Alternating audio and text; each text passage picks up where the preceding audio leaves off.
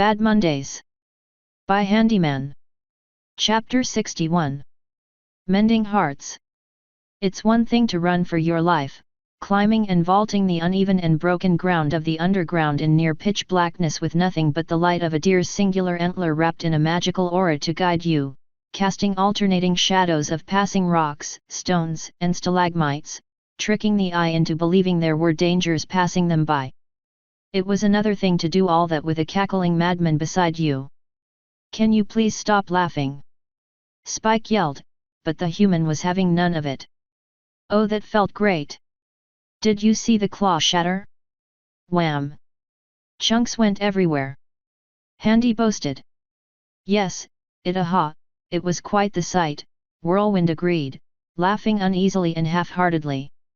The stag did not look to be doing well at all and was casting nervous glances back at the lanky human. "Look! I see a light up ahead." Spike pointed. There was indeed a thin sliver of light piercing the darkness around the corner, visible despite the glow of the deer's antler. "Finally!" Handy said. "I hate being underground, I always have the worst luck underground. It's always dark and cramped and there never seems to be enough headroom no matter how high those spiky rocky bastards dangle precariously over your head." Spike looked up and sure enough there were quite a few stalactites looming just beyond the sphere of light Whirlwind gave off. They looked disconcertingly like rocky spears pointing at them from out of the gloom. He hurried his pace.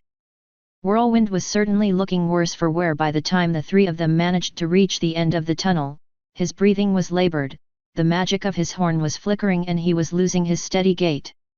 They turned the corner and sure enough there was a thin, diagonal exit into the open air, promising freedom. Spike was first across the line. His eyes widened and he let out a shout of surprise as he skidded to a halt. A moment later and would have went head first off of the short ledge and down the mountainside. Whirlwind was next and he all but collapsed on the ground beside the dragon. Handy didn't stop. Handy didn't even slow down. Handy just leaped. "Handy!" Spike called out, but it was already too late. Handy had leapt out over the ledge side and plunged into the mire below, the ground and base of the valley covered in a thick fog of sickening brown and green billowing up from rents in the earth. He disappeared in that muggy distance, letting out a shout of surprise that turned into a torrent of laughter before it disappeared. "No!" Spike fell to his knees, claws digging into the stone below him. He let his head down and fell back against the rocks of the fissure that led into the mountain. He just looked up at the sky, eyes heavy and tired.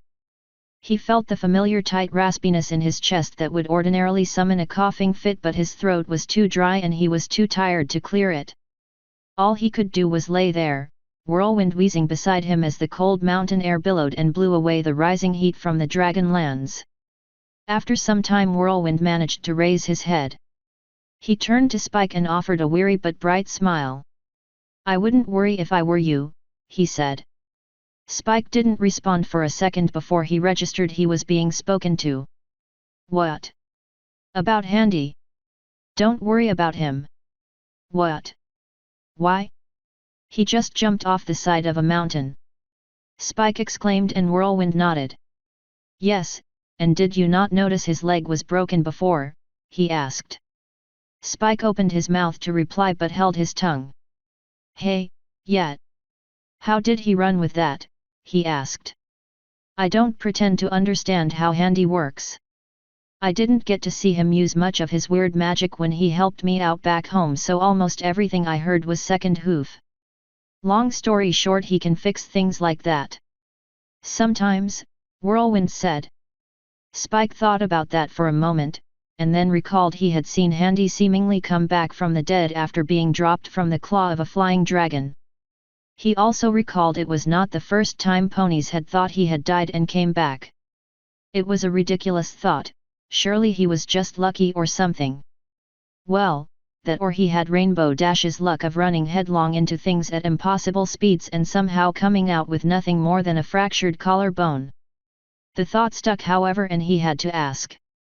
"Can Handy come back from the dead?" he asked. Whirlwind coughed hard and groaned as it hurt his chest but couldn't stop his laughter. "Are you mad? Whirlwind managed through the laughter and the odd snippets of his weird deer language he fell into. No. A guy who could come back from the dead wouldn't be so keen on avoiding death so often. But you just saw him jump off a mountain. Spike insisted. Yes, I certainly did see that, but that just means I expect him to be a bit more bloodied, bruised, and probably a bit more sober the next time I see him. Whatever madness that dragon blood gave him, he's definitely not himself. Look, we can't. Spike took in a breath to calm himself. We have to go down there after him. He might need our help if he's not. Right, Whirlwind said, getting unsteadily to his feet and looking over the ledge and the surrounding mountainside. How? Spike followed his example and looked around him. All he could see were sparse handholds, definitely not easy for a quadruped to get down unless they were part goat or something. He shuddered at the thought. He considered the problem for a few minutes. He could easily get down there himself, but Whirlwind was exhausted, unsteady, and his magic was wavering. He looked down at his hooves where the obsidian chains still clung and a thought popped in his head. Okay, I have an idea, but you're not going to like it. ===. I am surprisingly okay with this, laughed Whirlwind, dangling as he was by his forelegs, which were wrapped in the chains the dragons had placed on them, lashing him to Spike's back as he struggled to gently lower the two of them down the mountainside step by agonizing step as he dug his claws into the rock. I mean, apart from the chafing, this is surprisingly restful. If I wasn't looking straight down into a head-first dive into the valley below all the time. Will you? Please. Shut up. Spike managed through ground teeth. Sure, he was bigger these days, but that didn't make the job any easier. The fact he was climbing downwards with some pony tied to his back only made it so much worse, and being reminded about how far down they'd fall if he placed one wrong step wasn't helping. Right, just saying, Whirlwind said, continuing to not shut up. Just a longer way down than I thought. After a long, nerve-wracking climb down the mountainside, it finally leveled out enough that he could let Whirlwind down from his back and he could walk his own way down. Spike, arms now numb from the effort, started flapping his arms uselessly to try to get some life back into them and simultaneously wincing from the exertion. The gas was thinner near the ground where it spewed from the various rents in the earth. The ground was actually a marshland, the stagnant water slick with grease, and iridescent to the eye. The sunlight diffused through the gas, creating a truly alien atmosphere as the world would be bathed sickly yellow near one vent, and pinkish grey near another, and they could not see more than 15 feet in front of them in any direction. The gas exacerbated Spike's cough, such that he was forced to rip off what little remained of the coat he had worn to keep him warm during the flight to wear around his mouth. Handy. Spike called out, coughing, handy. Well. His body isn't anywhere near the base, so that's the first bit of good news. Spike gave Whirlwind a sideways glance for his blithe statement. They kept looking, stepping carefully through the marshy ground, the soil unnaturally soft compared to the rest of the dragon lands. More than once they had to help one another pluck their legs out of the muck and carry on. Eventually, Whirlwind stopped. Well, we already went that way, Spike muttered. We know that way's back towards where we came from because it's the only rent spewing green gas, so I'm thinking we should. Hey, you listening? SHH, Whirlwind said. Do you hear that? Spike looked around, listening closely. He shrugged. I don't hear anything, he said. Yes you do. Spike jumped, whirling around and letting out a shout. He blinked in confusion as he realized there was no pony behind him. What? Whirlwind bounded over beside him. There was some pony just there. Just now, right behind me. Spike said, his panicked voice subsiding into confusion when he saw no pony was there. They whispered right in my ear. Over here. They both turned around, again, nothing. You heard that too, right? Spike asked. Whirlwind nodded. Handy. Whirlwind asked after a moment of silence, ear flicking as he heard something. A smirk grew on his face and he turned around.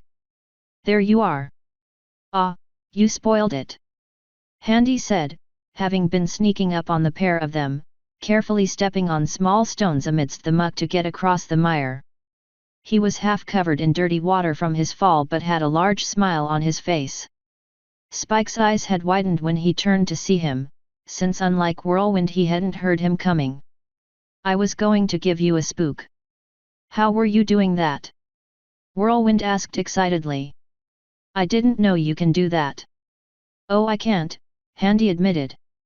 He brushed off the bits of molten gold that had stuck to his skin and dried on his burned tunic. The centerpiece of the chain had sloughed off at some point and the water on his quickly drying tunic and cloak was coming off of him in waves of vapor. He held up two strange trinkets and drew one close to his face. It was a silver chain ending in an amulet shaped like intertwining leaves and inset with a small finely cut amethyst. He turned it over, revealing some script of a strange language none of them could read. I don't know what this is, but it's letting me project my voice. Like this. Spike clapped his claws to his ears. He saw Handy's mouth move, but his voice came through right next to his ear. Quit it, he protested. Handy laughed. Oh, I'm keeping this, he proclaimed. He held up his other amulet, a humble affair of steel chain and iron centerpiece with an embossed image depicting a songbird singing and an eagle attacking a pile of rocks. No idea what this other one does. Right, well, that's all well and good, but now what do we do? Whirlwind asked. I'd hate to bring down the mood, but we're still stuck in the middle of the Dragonlands with no food, no shelter, and no easy way out. Can't you magic us out? Like that crystal you broke that brought us to the Greenwoods? Handy asked. If I had another one, then sure, no telling where in the woods we'd end up, but yet. I don't though, so we're stuck with me wintering us out of here. What? Wintering, it's hard to explain. It's something I can do now as Lord in Winter. It's how I traveled so far so fast on my own, Whirlwind explained, tapping the jangling portion of his crown of diamonds. Well, can you do it for us now? Handy asked, standing still for once and not fidgeting when he heard they finally had a way out. Whirlwind gave him a friendly, if somewhat blank expression and slowly, for emphasis tapped his shattered antler, trying not to wince in pain at the sensitivity of it. Pain is no excuse. I am also starving and exhausted. I can just about keep going, but without several days' rest and some recuperation, simply wisping our way out of here is out of the question for now. And while technically I have now fulfilled my purpose here, I am still relatively peeved at that mighty large dragon back there. Oh? You want to go back and fight her? All right then, let's go, Handy said, immediately jogging off towards the mountainside. Spike blinked. Wait, what? Hey, stop! Whirlwind called. Handy did, and turned to call back, why? We can't fight her like this, he said. Handy spread his arms wide in a questioning gesture. I just explained I am starving and exhausted. I was rotting in a cell for a while there until you two came along. But you said you wanted to fight her, Handy insisted. Yes, but not right now. Whirlwind said. Handy simply shook his head in disbelief. Well, then when? Handy demanded. I don't know, maybe when we find some actual shelter and get some actual rest and not get kidnapped and put into a dragon's treasure trove. Whirlwind said, his voice chipper but evidently strained. Handy just looked at him a few times, blinking. All right then, there's a grove about a dozen yards or so that way, he pointed. Found it after I jumped. Clear air, fresh water, plant life, protection from the wind. Should do for a night or two. Whirlwind and Spike just stared at him. And you waited till now to tell us? Spike demanded. Well, yet, Handy replied callously. We were busy talking about other things there in case you didn't notice. Spike threw up his arms and Whirlwind let out a breath. Look, can you show us? For now? We'll sort this all out tomorrow, Whirlwind offered. Fine, Handy shrugged. Dash. Handy led them through the foul valley, over shallow cracks, open vents in the earth and small dead rivers of standing water. He seemed unusually sure of his sense of direction, and Whirlwind commented that it was a change of pace from the last time the two of them were lost in a mist-shrouded wilderness, to which Handy replied that it was not his fault, he was the wrong race to not be messed around with by a magical forest. Spike opted not to ask. Eventually they emerged from the fog, revealing what Handy had been talking about. He had undersold it considerably. It was less a grove and more of a hole dug out of the mountainside, as if a great claw had dug into it and carved a portion out. The resulting formation was a yawning chasm in the mountainside, flanked by the sides of the mountainside that remained either side of it, hiding it from anyone walking along, or even on top of the mountain until they more or less stumbled right on top of it. The chasm was not merely empty space, however. Raised like a series of plates stacked on top of one another were spring pools of hot water, uncountable years of built-up volcanic minerals forming the walls of the pools before spilling over and forming more as they cascaded down the side of the sloping chasm into the much cooler lake at the base, which fed into a small rivulet that went out into the wastes they had just come from. Steam from the source of the springs at the top of the chasm added to the overall fog of the valley behind them, hiding them from the skies but allowing significant sunlight to filter through. The grove was verdant. Grass, long and green, sprang from the rich earth. Strange trees with ripe fruit grew where the sunlight was greatest, and the water of the lake was so clear one could swear you were looking through a plate of glass. Whirlwind promptly plunged his head into the water and began drinking greedily. Spike followed suit soon after. Handy meanwhile found a sunny rock to sit upon and sat there, idly inspecting his looted treasures from Moranax's hoard. Spike rose to take a breath. Falling back and breathing heavily, he looked around him. "What is this place?" he asked no one in particular as he strolled around the lake. "I have no idea. Found it like this. Pretty sure there's a volcano somewhere nearby," he said. "Why?" Spike asked. Whirlwind gurgled as he continued to gulp up water and ignored his lungs' need to breathe. Handy gestured up towards the top of the hot springs. "Caves up there, very hot, pretty sure I heard lava from further back in them. These springs are heated by a vein of lava beneath us somewhere, I'd wager," Handy explained. "Hey! Why'd you go up there anyway?" Spike asked. Handy shrugged. "It was cold out here, I went to where it was warmest." At that, Whirlwind raised his head and cocked a scaly brow at him. "Okay, now I know there's something wrong with you," Whirlwind said.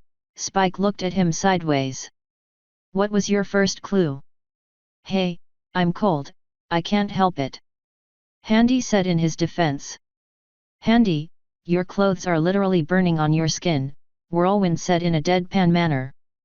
Handy looked down at himself, before diving into the water with a scream. The two of them were momentarily taken aback by the extreme reaction. Both rushed over to help him before he emerged from the water, gasping. "Sorry, just didn't notice that," he explained. "How could you not notice? You are burning to the touch," Whirlwind exclaimed. Handy looked down at his clothes. They were a ruin.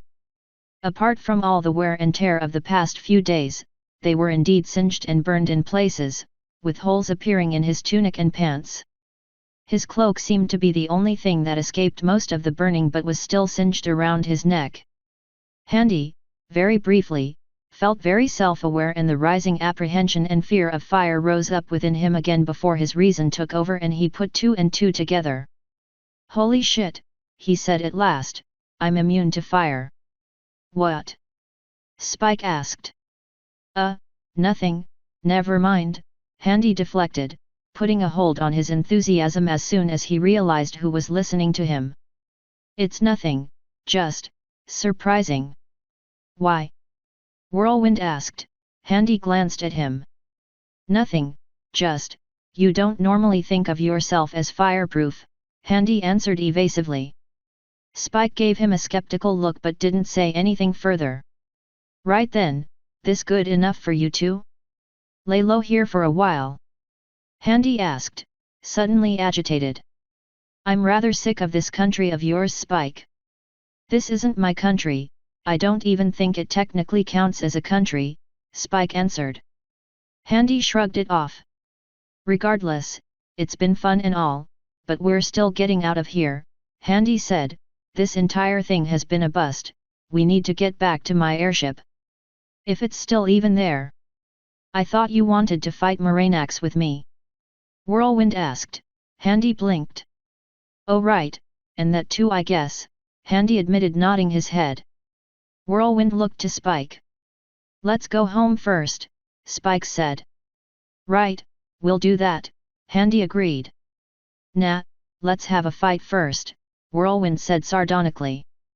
Handy suddenly got up out of the water and moved towards Whirlwind aggressively. Not a bad idea, I have to admit I am looking forward to a good fight. With Moranax. Moranax I meant. Whirlwind said, suddenly backing away from the body of water. Handy stopped. Oh right, I forgot about that, Handy confessed, still knee-deep in water. Whirlwind fell back exasperated.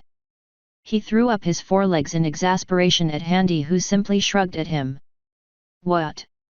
Whirlwind snorted and got to his feet and wandered over to a shady portion of the grove, munching away on the tall grass. Spike looked back at Handy, who had watched him go before returning to his own spot on the side of the lake. After a while of simply sitting down, relaxing and catching their breath, in which Whirlwind had passed out under the shade of a nearby tree, Handy, who had been fidgeting for the past hour, stood up. I'm going up the hot springs, see if there's anything interesting to find up there, he announced, leaving without another word.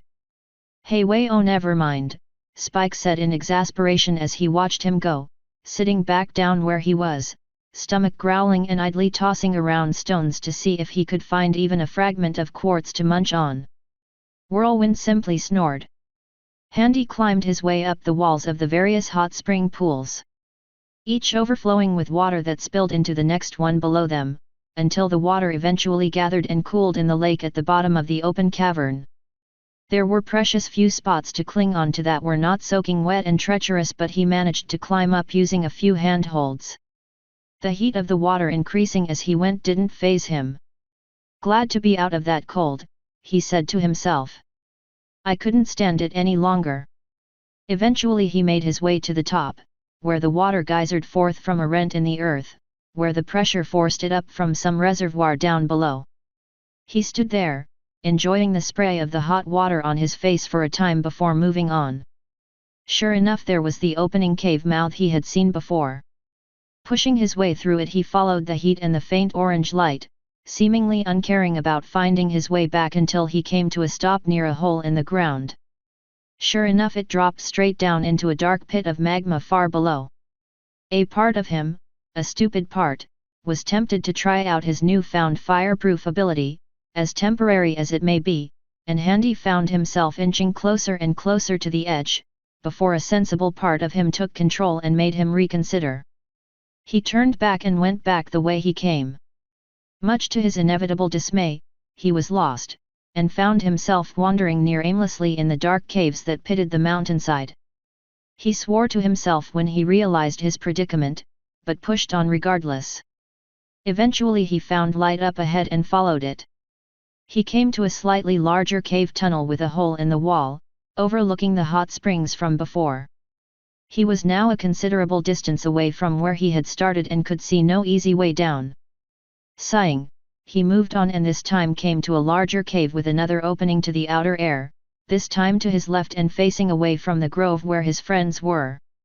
Curious, he went to investigate. The opening was rather large, and he could clearly see the skies beyond over the top of the miasma of the valley outside.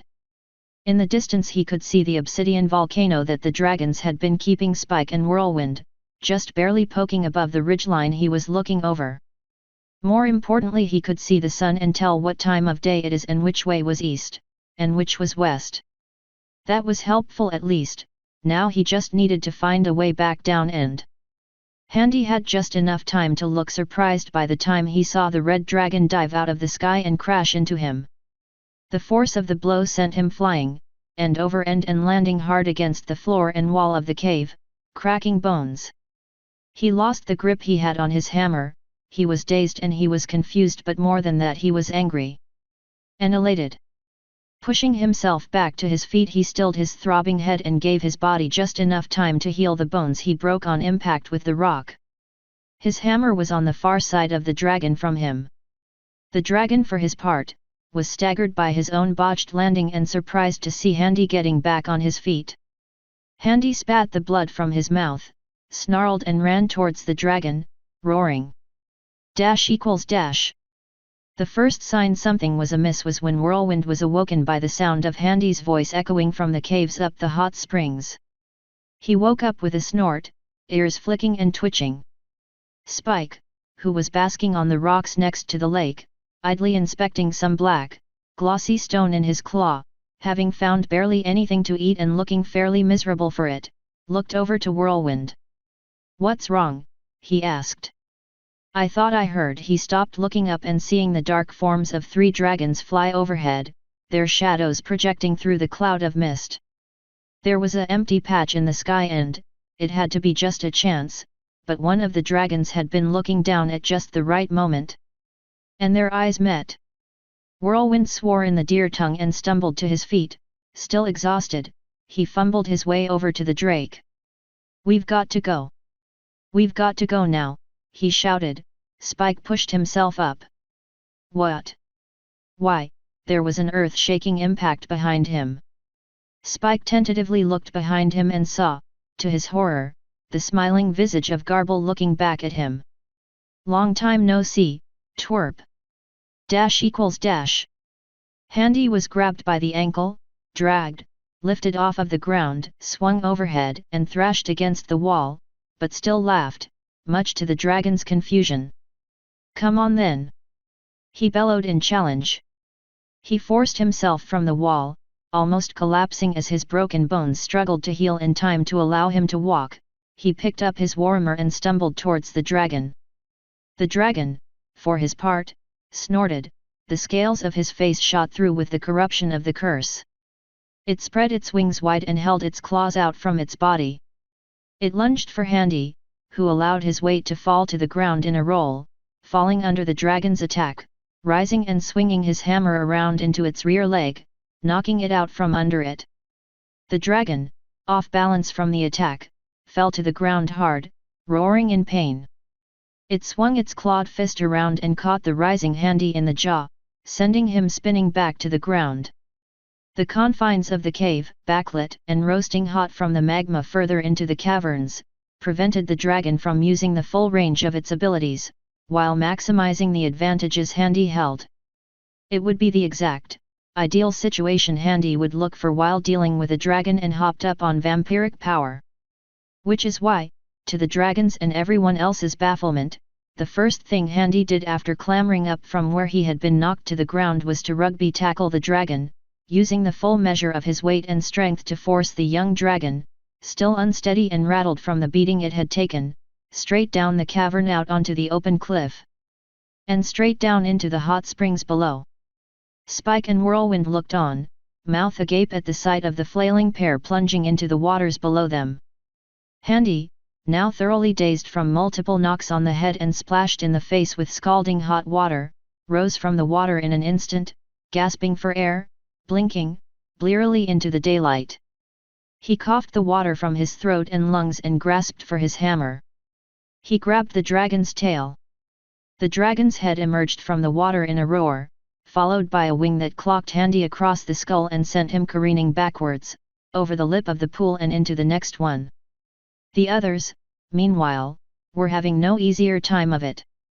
Whirlwind fired a bolt of magic from his remaining antler, his broken one sparking dangerously all the while, into the pool, drawing an arc in the water and sending up a truly momentous torrent of steam that blinded the oncoming dragons, allowing him and Spike to dodge their swinging claws as they barreled through the wall of gushing steam.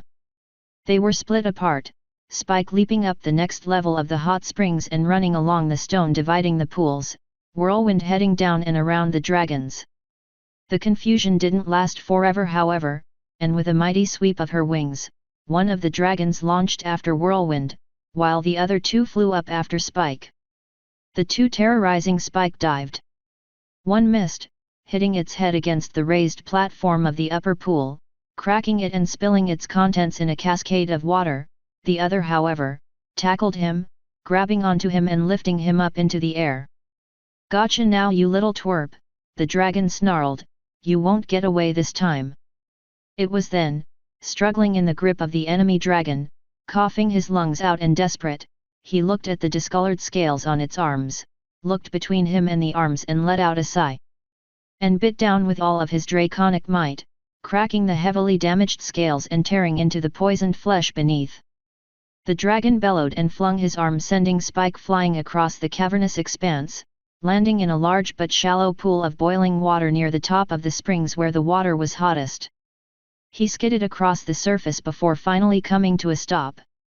He rose, spitting and scratching his tongue, splashing the boiling water onto it, which was like little more than spring rain to a dragon.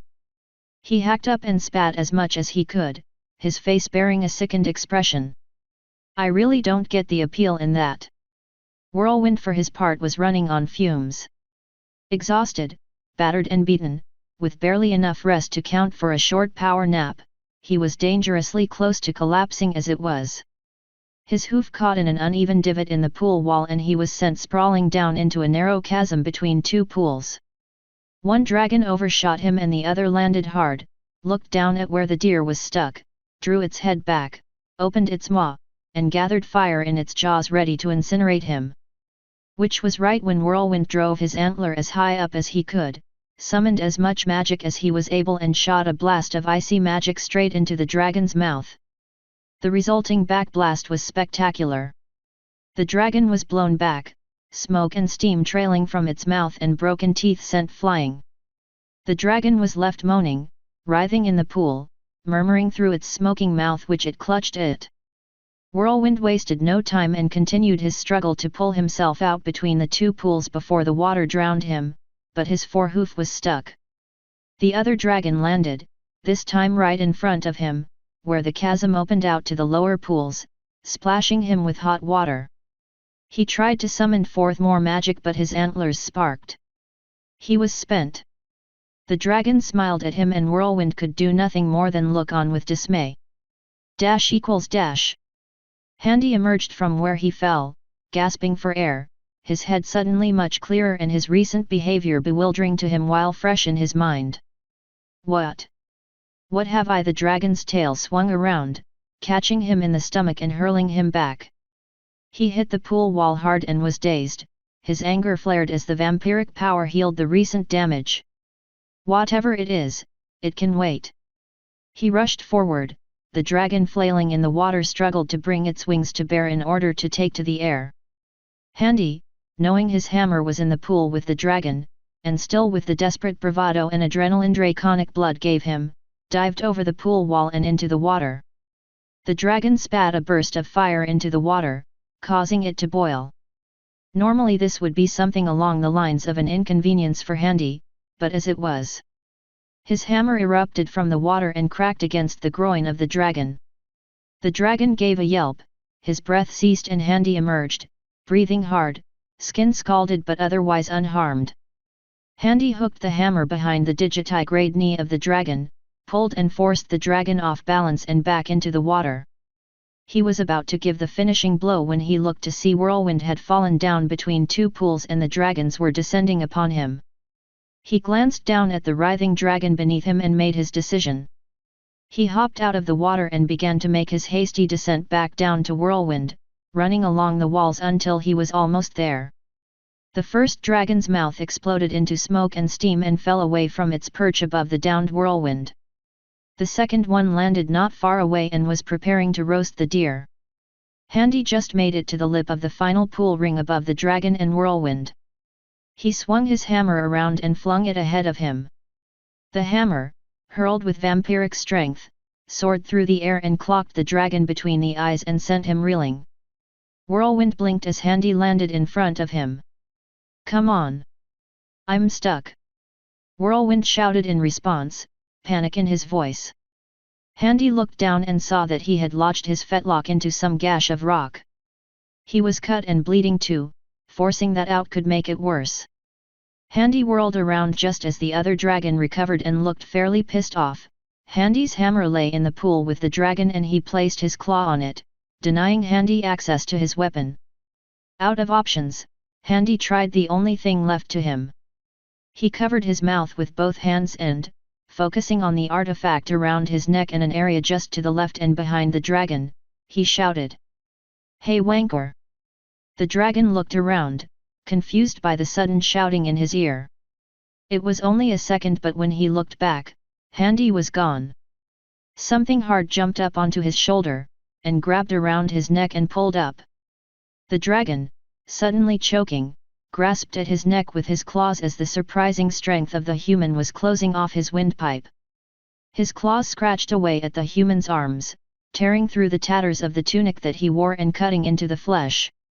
It was painful beyond reckoning, but Handy simply screamed out the pain as he clutched tighter and tighter. The other dragons arrived. One, the dark red one Handy had been fighting first, landed on top of the chasm Whirlwind was trapped in, and glowered at Handy.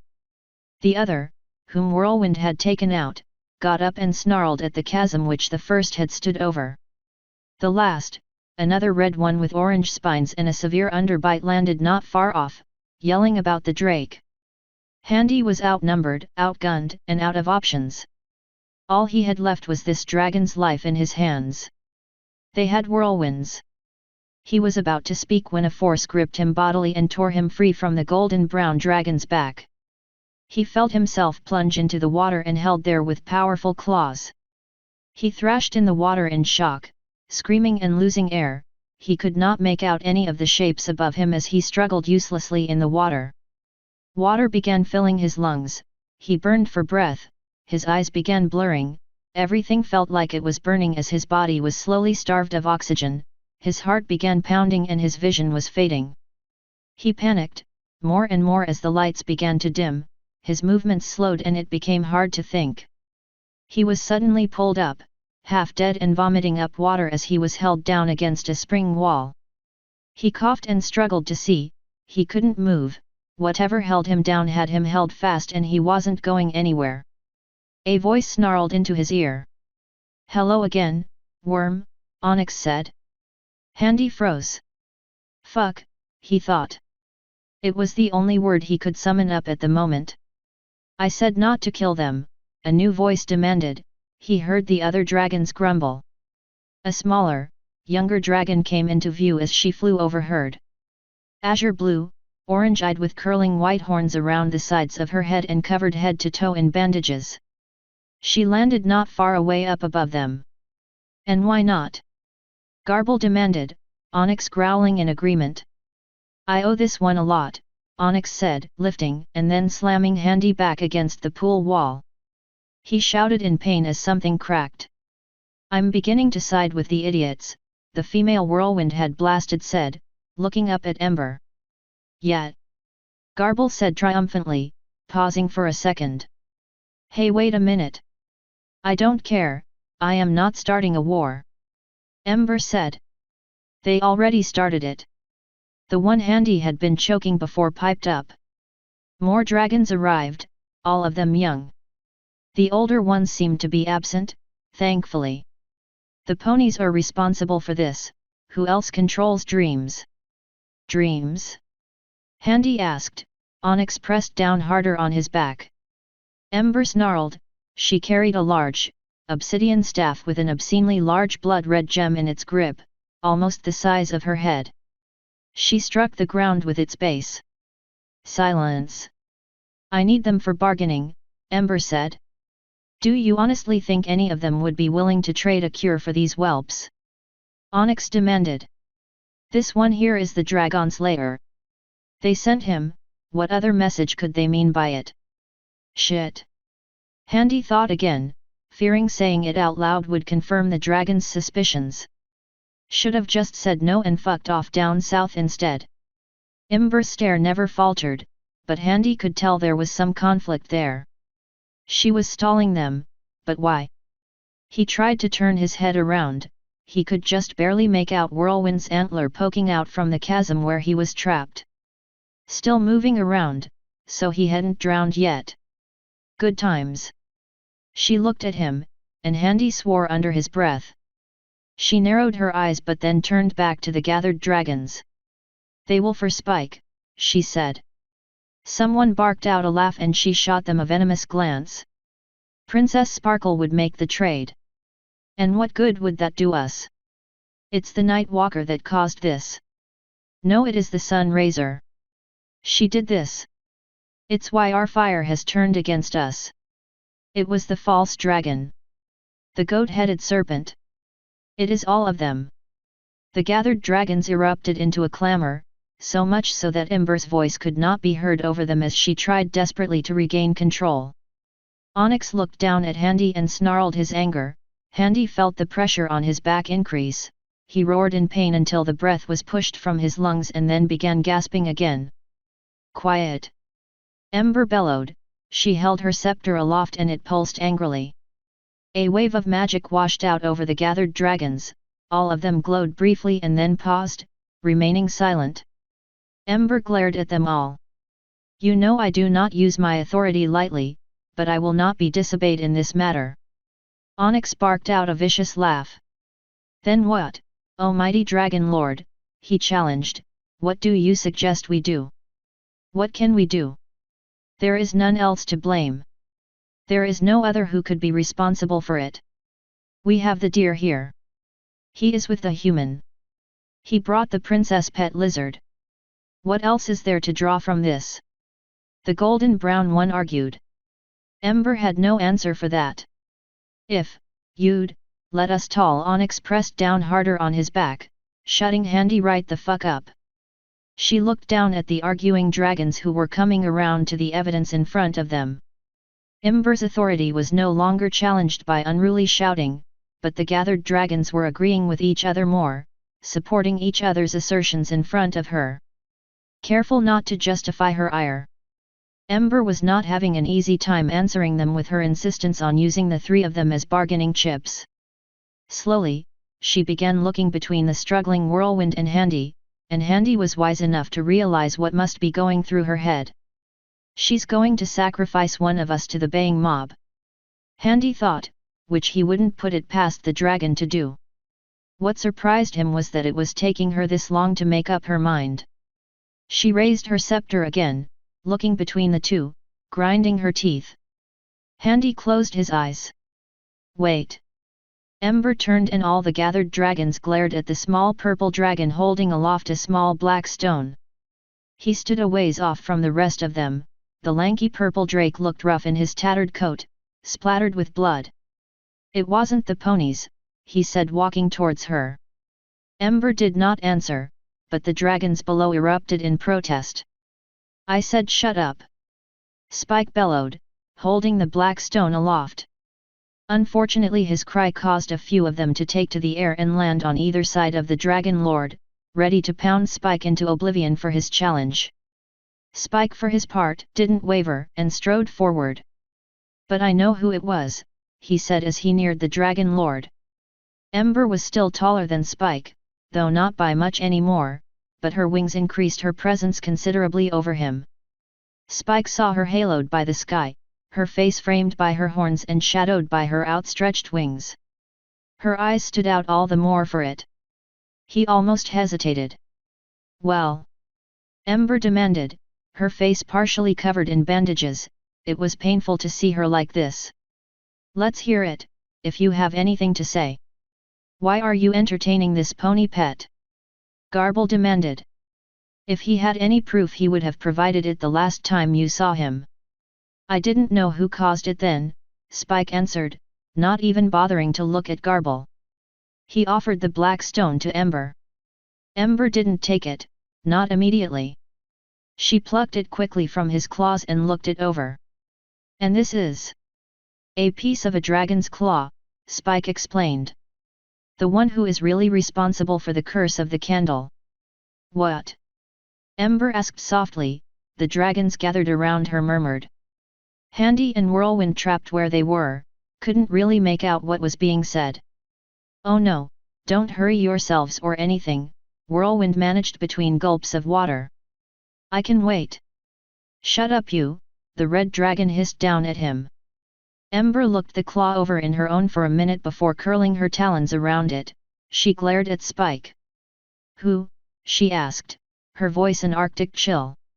"A dragon called Moranax," Spike said, and there was a ripple of outrage throughout the gathered assembly. "She stayed here when all the elders fled the land. She's still with her horde, you can find her down there if you don't believe me." Ember looked between the rock and Spike. "What proof do you have of this?" she demanded. Spike looked at the chunk of dragon claw in her hand for a moment. He took a deep breath and looked at the bloodstone scepter in her grip. His pupils reflexively dilated as he laid eyes on it. "Touch the chunk to the scepter," he said, "and we'll see." "Are you mad?" A dragon to her right intervened. "If what you say is true, why would we let a part of her touch the scepter again?" "Because the scepter has power over her," he said. "As it does over all of us in our bloodline. My fire is out, I don't know why, that's why the effect is less on me, it's also why I don't have the curse. It's how I avoided it without being in exile. She tried to do something with it last year, she wanted to become truly immortal." "Immortal?" Ember asked under her breath, looking at the scepter. "But the scepter is made with powerful magic tied to our bloodline, like the other dragon lineages have similar artifacts. Something our ancestors did way back when, for who knows why. Magic old and powerful enough that it resonated with things a continent away." Spike pointed down at Whirlwind. "I don't know the full story with him, of his home, but there is powerful magic there, that was touched somehow when Moranax tried to subvert the scepter for herself." "This is all impossible." Ember suddenly spat. "The scepter never leaves my side." Spike raised a brow. "Really? Not even when you leave the dragon lands?" he asked. Ember's eyes widened at him and he realized his mistake. "The Dragon Lord leaves the scepter?" one asked. "Can she do that? What does that mean?" Spike winced, and Ember gave him a reproachful look. "I always make sure the scepter is safe," she insisted. "No dragon can take it from my claws against my will." "True," Spike said quickly, trying to brush over his mistake as quickly as possible. Which was part of the reason why Moranax couldn't mess with the scepter. It's why her attempt backfired. "What?" Garble asked, having climbed up onto the next layer of the hot springs. "The curse was not intentional, it's a result of her attempts to use the scepter's power wrongfully," he said. "You know we are all bound to obey the power of the scepter when it's used, but only sparingly. No dragon can take it from the Dragon Lord without being cursed by it.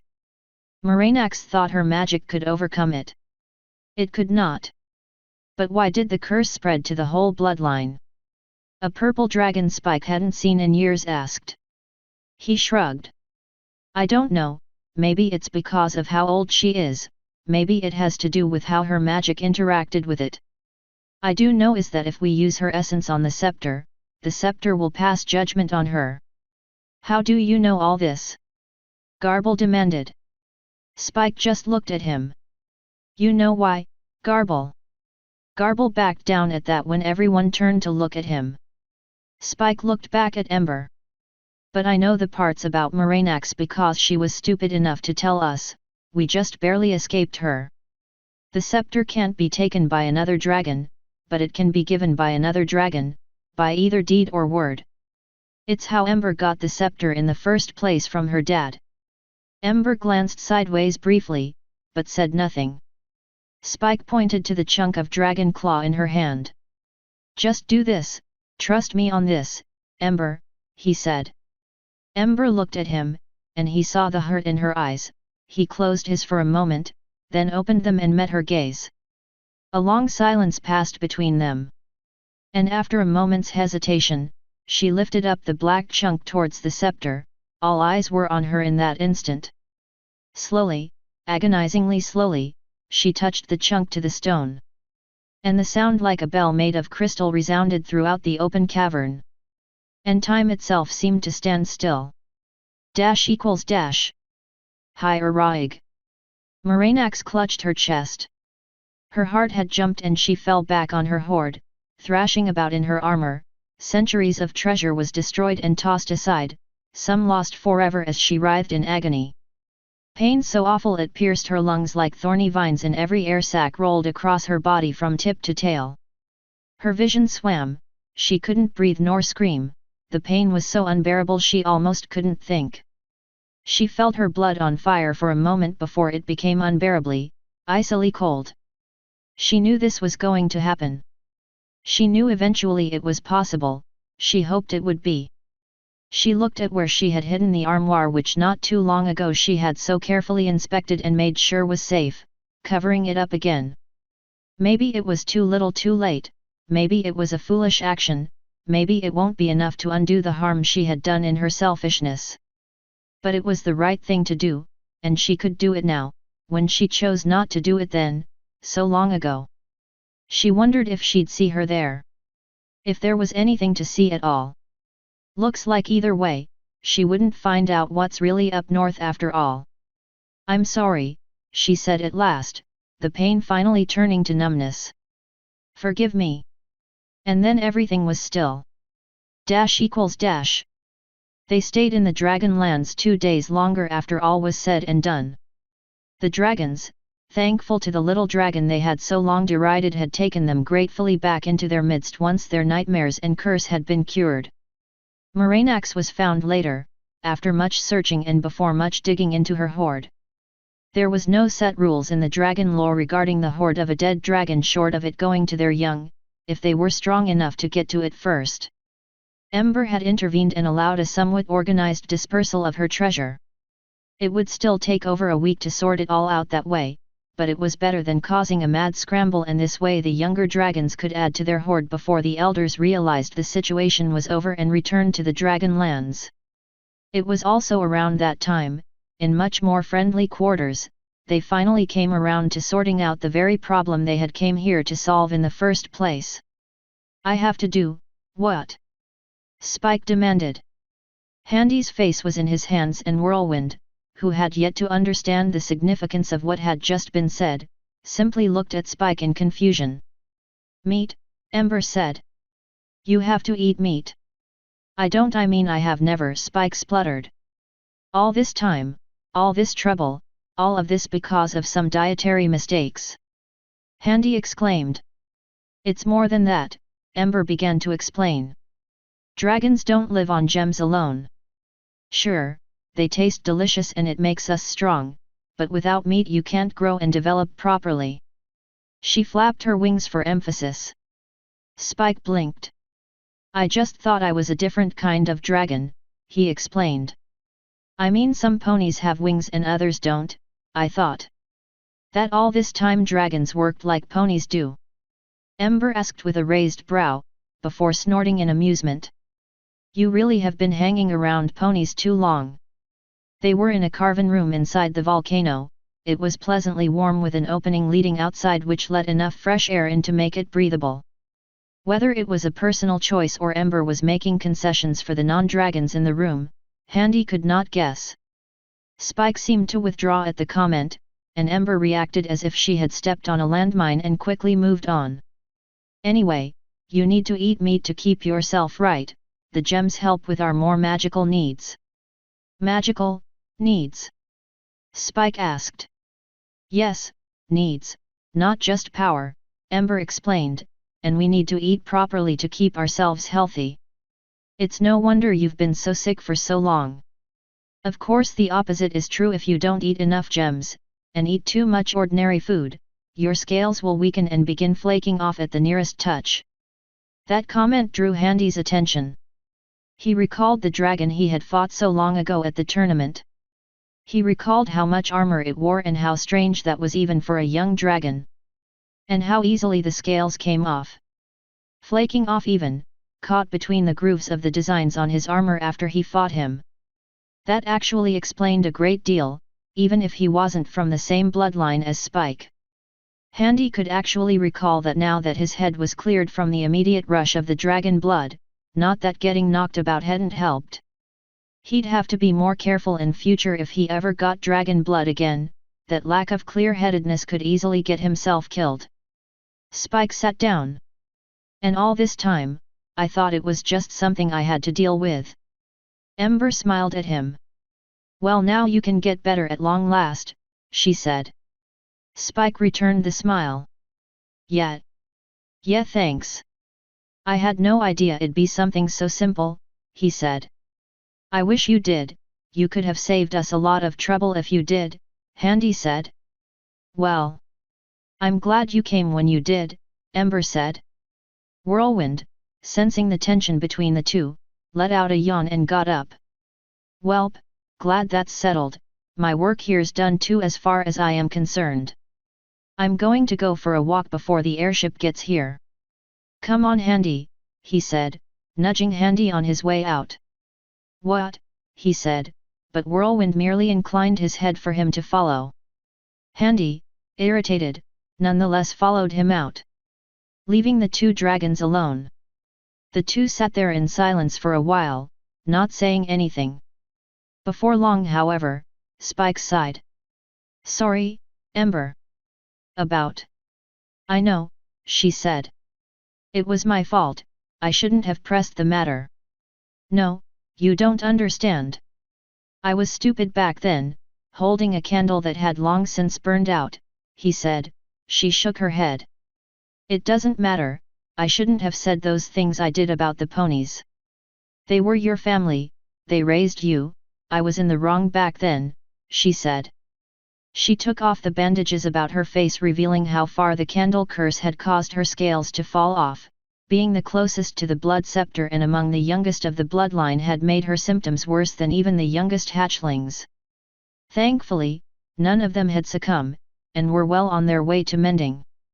But Ember had suffered greatly for her closeness to the scepter. Her flesh had healed now, but the scales had yet to come back and be replaced, so he saw her face, both with and without her scales. His heart broke for her. And if they hadn't raised you to be the dragon you are, I don't know what would have become of the rest of us. Thank you, Spike, for everything. Spike looked at her downcast features and for the first time in his life felt ashamed, truly ashamed for what he had let go all that time ago. He sucked in a breath, and got to his feet. Ember looked up in surprise when she felt her claws being taken by his. He smiled at her. And if you had not been as wonderful as you are, you would not have let me help. ===. The airship finally arrived. It turns out Silvertalon hadn't abandoned him after all. He had in fact been trawling the surprisingly empty Dragonlands searching for him. Traveling by twilight when his ship was harder to see and there were less dragons in the air, and hiding his ship by covering it with nets with ground dust spread across old leathers on top of them during the day. After a rather frightening encounter with a pair of friendly dragons, he was eventually convinced to come pick his passengers up at the Obsidian Volcano, after a guarantee of safe passage of course. The three of them met Silvertalon with much enthusiasm, Handy practically bear-hugging the poor old griffin half to death before they all finally boarded the ship. Handy immediately regretted his decision to let Whirlwind on when the excitable deer went to and fro on the ship to this room and that, commenting on everything and irritating the hell out of Silvertalon, who was definitely not used to such reckless abandon on his ship. Spike strode past him, standing taller and walking more confidently than he had ever seen him. "You're acting a lot brighter," Handy commented as he passed him in the corridor. Oh, nothing, just really glad that's all over and done with," he replied, laughing nervously. Handy narrowed his eyes at him suspiciously. "I take it you're eating meat now?" he asked. "Yeah, it'll take some getting used to," he said, rubbing the back of his head. "But I like the taste." "Damn straight you do," Handy said. "I don't think Twilight will be too happy about it though." "That's her problem then," he commented, letting Spike go. He noticed briefly how Spike seemed to not just walk a bit taller, he seemed to have actually gotten a bit taller. noticing how his shadow passed the rivets in the wall of the hallway in the noonday sun. He pushed the thought aside as dragon nonsense. He did however notice his own shadow seemed to also have become an inch taller as well. He looked down at his shoes. No, he wasn't wearing his boots, so that couldn't be it. He shrugged it off and went to the bridge. Silver Talon. Sir, Silver Talon responded, where to? Guess we're heading back to Equestria, he said, looking over to the charts at the navigation table. No wait. Spike called out, suddenly running back down the main hallway to the bridge. Not Equestria. The Crystal Empire, he said. Handy frowned.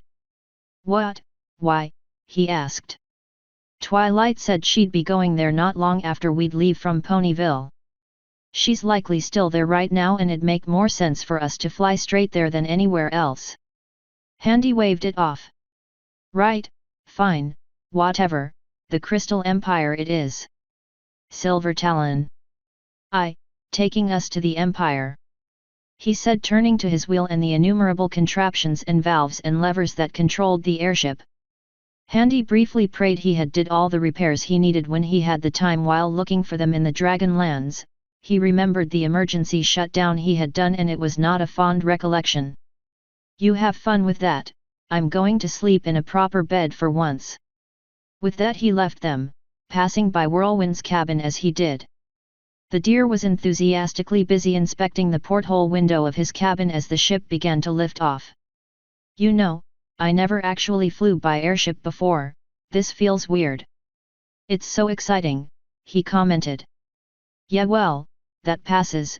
By the way, don't touch the exposed piping, it's all hot water and it'll scald you, Handy said as he moved on from the room. What? Oh right, thanks Handy, he said, turning back to the window. Handy frowned. You know, you'd get a better view from the bridge, it has a full frontal window, he said. Really? That sounds amazing. Whirlwind said as he passed by Handy on his way to the bridge.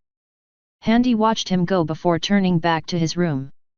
As soon as the door closed behind him, he let a huge sigh, feeling his tiredness in spite of the invigoration his blood high had given him.